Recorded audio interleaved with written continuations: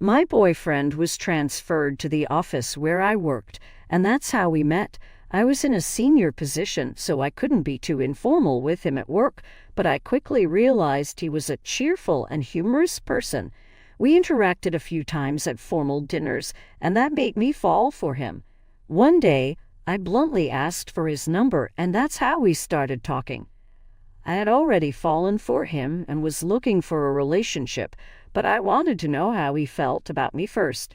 We started hanging out, and I became even more impressed by him. This allowed us to get to know each other better. A few weeks later, he asked me out on a date. I instantly said yes, and our first date was the best day of my life.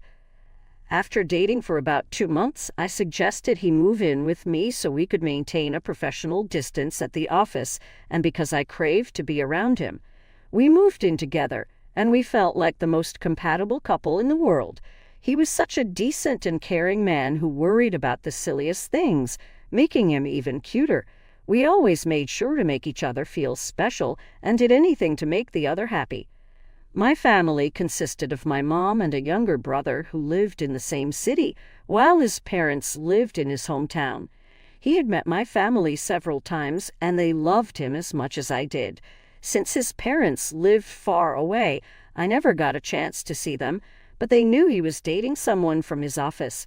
My boyfriend told me his parents were strict and protective, so it wouldn't be easy for me to impress them. I told him I had genuine feelings for him and respected his family, no matter what they were like. On my birthday, my boyfriend proposed to me, and I couldn't say no. I promptly said yes and hugged him with all my might. He told me he wanted to marry me in 2 months, and I told him I was absolutely ready. He'd had to see his parents to tell them about us getting married, so he left for his hometown on the weekend.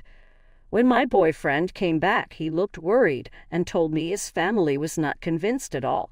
His parents were furious because he hadn't involved them or discussed it with them before proposing to me. I told him we could go and convince them. Maybe they would like me if they got to know me. My boyfriend called his parents and told them I wanted to see them, to which his mom replied she had no desire to see me and he could do whatever suited him. My boyfriend once again went to see his parents to try to get their approval, but they didn't even talk to him properly. They felt they weren't being valued and thought their son had been hypnotized because he had never made decisions on his own. My boyfriend returned and told me he didn't care about what his parents wanted because he was sure of his choice. He told me we were going to get married and didn't need his parents' approval. We started wedding preparations, but my mom was concerned and said my in-laws could create problems later in my life. I told her I trusted my boyfriend and that if he was taking a stand, I should support him instead of adopting him. We got married in a small, intimate event that included our close friends and my family. I was the happiest bride, and I bet my husband felt like the luckiest groom. We planned to announce our wedding to my husband's parents after returning from our honeymoon. A week later, we left for our honeymoon and had the best time together.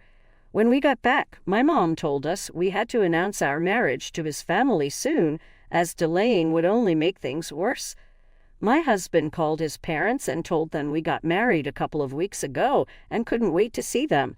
They responded by saying that since he chose another family over them, he could stay with that family because they would never accept him as their son. This worried my husband a lot, and his parents still weren't responding to his calls. A week later, my in-laws finally responded but still spoke rudely. My husband told them he was old enough to make his own life decisions and didn't need their support or approval all the time. His parents threatened to abandon him and never let him see them again if he kept acting this way. Then they invited us to their home, which made my husband glad they were at least willing to see us. I'm not getting a positive vibe from this situation. Just a few days before, his parents were cursing me and saying I had hypnotized their son. Now they're inviting us to their home. I asked my husband what if they had planned something against us. He replied that I was overthinking and making up situations in my mind because I was mentally exhausted.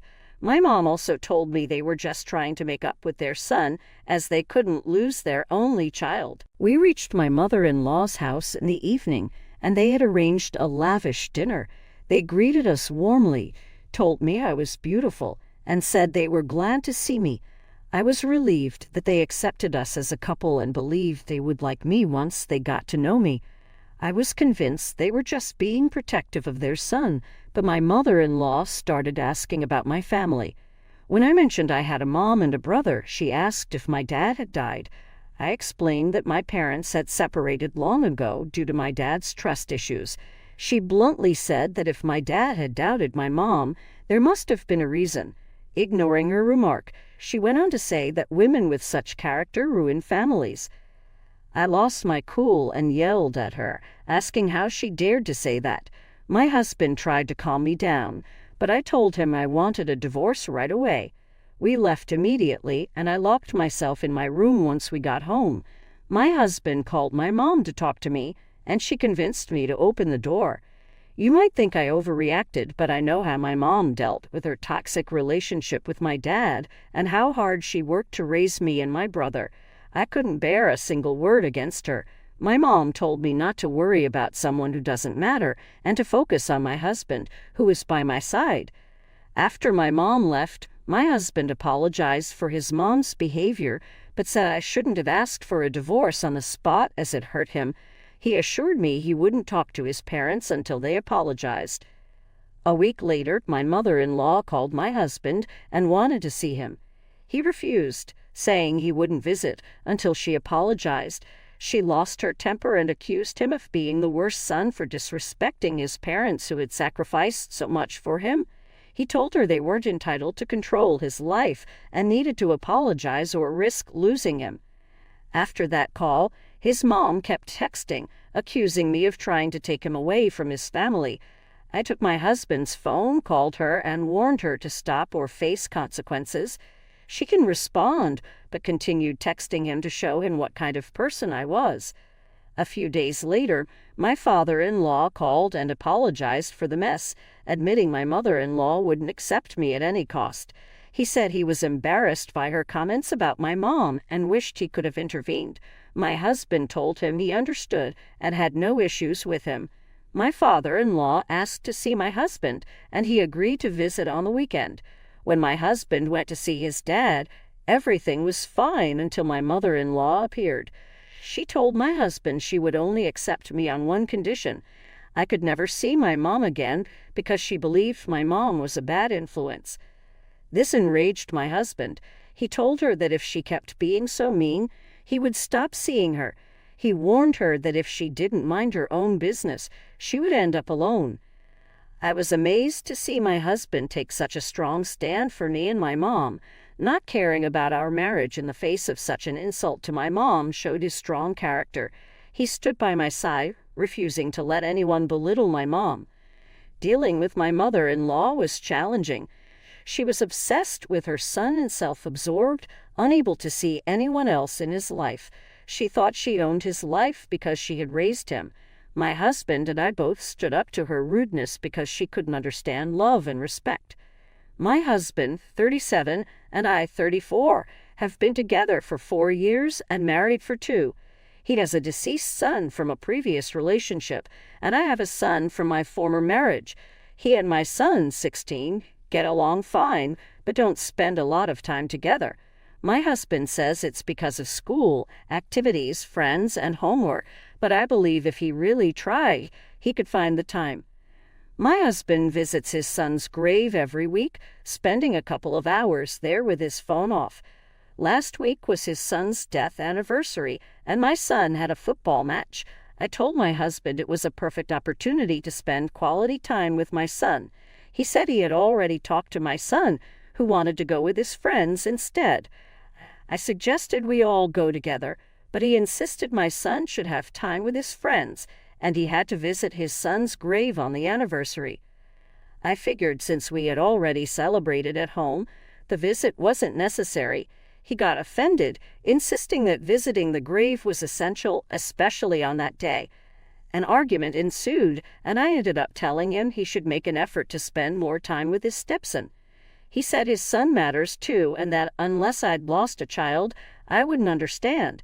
This upset me because it felt like he was implying I didn't love my stepson as my own and was using it against me in the argument. He left and refused to answer my calls. When my son came home, I vented to him. He told me I was wrong and shouldn't be too hard on his stepdad, who clearly has a lot going on. He said he thinks I'm overreacting and being paranoid for nothing. He assured me that his stepdad does give him time and attention, but that doesn't mean they have to spend every moment together. I don't know.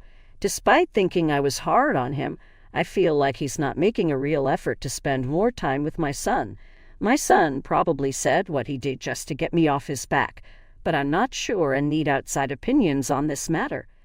I am a 20-year-old woman, and my 35-year-old sister-in-law recently asked me to dye my hair back to a natural color because my 14-year-old niece wants to dye hers like mine. I have bright blue hair and love it. I've always been drawn to the alternative style and never saw an issue until now. My niece and I are close probably because I'm an adult closer to her age. She's taken an interest in how I dress, looking up to me and drawing inspiration from me while figuring herself out. I think this is sweet. Sadly, her mother seems to have a different opinion. My niece recently started asking for some streaks in her hair, and I guess her constant attempts to convince her parents have annoyed her mother. My niece's color of choice is the same shade of blue as mine, which is why my sister-in-law is now targeting me. One day, she messaged me asking me to tone down my look because it was influencing her daughter. She said she was worried people would think her daughter was a degenerate like many kids in our generation. Obviously, I took this as an insult, because if having colorful hair means you're a degenerate, that's what my sister-in-law thinks of me. I politely told her I wasn't comfortable changing my appearance just because she wanted me to. I tried to explain that my niece was trying to become her own person. My sister-in-law got quite mad that I wasn't going to change. According to my husband, she's always had issues with being told no. She told me that, as an adult in her child's life, I should want what's best for her child, and that I'm a terrible aunt and role model if I let people judge her child for copying my punkish look. I was highly offended. I love my niece, blood or not, and I like to think I'm a good role model. I try my hardest to be someone she can look up to and come to when she needs help. But apparently my blue hair makes me a bad aunt.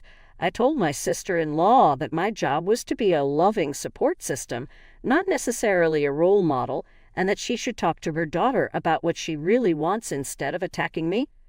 My sister-in-law got even madder and said my niece wouldn't be allowed to come over as often until I stopped dressing like a degenerate. I'm heartbroken that my niece can't come over as often now, but I don't want to change who I am. My husband supports me, but my mother-in-law says I'm being in a hole. Ah, yes, nothing convinces a teenage girl to conform like refusing to indulge even the smallest expression of individuality. Keep doing you. I have a feeling there's more to your niece looking up to you than just the smaller age gap. Even if you change your hair color, I'll bet there are kids at school that your niece sees every day with wild hair colors.